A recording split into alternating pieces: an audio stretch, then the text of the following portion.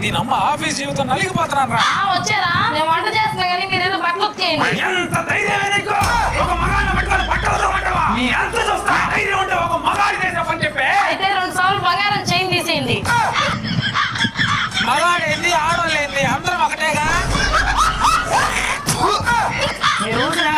ఇప్పుడు రేట్లు 2 సవర్లు కాదు 2 గ్రాములు కూడా తీసి చాది అమ్మ జీవితం. ఆఫీస్ లో బాస్ తో టెన్షన్, ఇక్కడ పిల్లలతో టెన్షన్ వేగలేకపోతున్నాడు. ఏమైంది ఇప్పుడు వచ్చినప్పటి నుంచి ఆఫీస్ అని కలవరిస్తున్నావు? ఆఫీస్ లో రమేష్ అని ఒకడున్నాడు, నాకన్నా తక్కువ చేతం, నాకన్నా జూనియర్, అయినా కానీ పెద్ద ఇల్లు కట్టాడంట. అప్పటి నుంచి తలబారు ఒకటే టెన్షన్. అది మనుషులకు సహజమేలే. ఇంతకీ అతను ఎలా కట్టాడంట అంత తక్కువ జీతంతో ఇల్లు? వాడు తెలివిగా నెల నెల కొంచెం కొంచెం ఎన్ఎఫ్ఓలో ఇన్వెస్ట్ చేసుకుంటూ వచ్చాడు. అది ఇన్ని రోజులు మంచి రిటర్న్స్ వస్తే తీసుకున్నాడు. మా కోసం మాత్రం మీరేం చేయరు? లేదమ్మా, నేను కూడా మన ఫ్యామిలీ కోసం ఈ నెల నుంచే కొంచెం కొంచెం కట్టుకుంటూ ఎన్ఎఫ్ఓ స్టార్ట్ చేశాను. ఏంటండి ఎన్ఎఫ్ఓ? ఏం లేదండి, ప్రెసెంట్ బజాజ్ లైఫ్ ఇన్సూరెన్స్ వాళ్ళది BSE 500 dividend leaders 15 days fund అయితే